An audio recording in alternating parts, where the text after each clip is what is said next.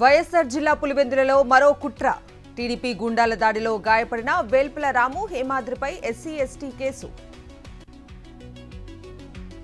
పులివెందులలో రెచ్చిపోయిన టీడీపీ గూండాలు. ఎమ్మెల్సీ రమేష్ యాదవ్ వేల్పుల రాముపై దాడిని ఖండించిన వైఎస్ జగన్, బాధితులకు పరామర్శ. మహిళలకు చంద్రబాబు వెన్నుపోటు. మద్యం షాపుల పర్మిట్ రూమ్లకు ఓకే, ఫ్రీ బస్ పథకానికి పరిమితులు. తూర్పుగోదావరి జిల్లాలో వైఎస్ఆర్సీపీ దళిత కార్యకర్తలపై టీడీపీ నేతల వేధింపులు. ఏపీలో దళితులకు రక్షణ లేదంటూ మాజీ హోంమంత్రి తానేటి వనిత మండిపాటు. వైఎస్ జగన్ ఎక్కడికి వెళ్లినా ప్రభుత్వం భద్రత కల్పించడం లేదు. కూటమి సర్కారుపై వైఎస్ఆర్సీపీ నేత నేదురుమల్లి రామ్ కుమార్ రెడ్డి ఫైర్. కాకినాడ జిల్లా పత్తిపాడులో కూటమి నేతల మధ్య వర్గపోరు. ఏలేశ్వరం ఎంటీఓ ఆఫీస్ శిలాఫలకంపై మోదీ చిత్రపటం లేదని బీజేపీ ఆగ్రహం. పార్లమెంటులో బీసీ బిల్లుపై చర్చ జరగాలి. ముస్లింల పేరు చెప్పి బీజేపీ రిజర్వేషన్లు అడ్డుకుంటోందన్న రేవంత్. తెలంగాణ బీసీ బిల్లుకు రాష్ట్రపతి ఆమోదం తెలపాలి.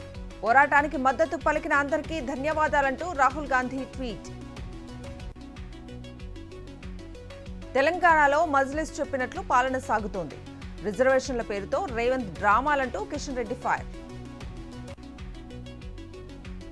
ఢిల్లీలో Revanth batch drama utter flop అయింది. బీసీ కంటే బీహారే ముఖ్యమని ఖర్గే రాలేదన్న హరీష్. మంచిర్యాల జిల్లాలో బీజేపీ అధ్యక్షులు రామచంద్రరావు పర్యటన. కర్నాల పంచముఖి శివాంజనేయ ఆలయంలో ప్రత్యేక పూజలు. తిరుపతి మదనపల్లి ఎక్స్ప్రెస్ రైల్లో భారీ దోపిడీ. మహిళను బెదిరించి 62 తులాల బంగారం లాక్కెళ్లిన దొంగలు.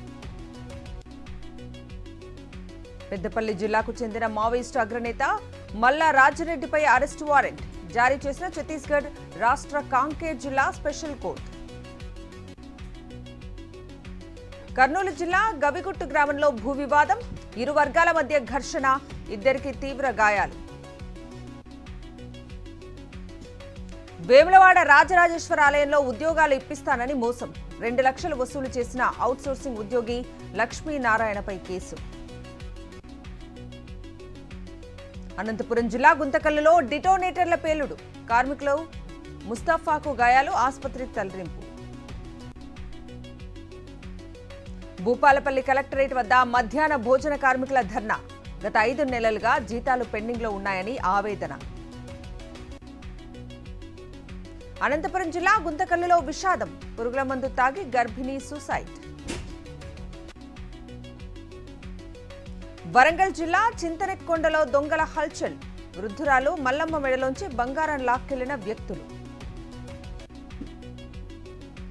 నంద్యాల జిల్లా ఆత్మకూరులో గిరిజనుల ఉక్కుపాదం. పోడు భూముల్లో సాగును అడ్డుకుంటోన్న అధికారులు.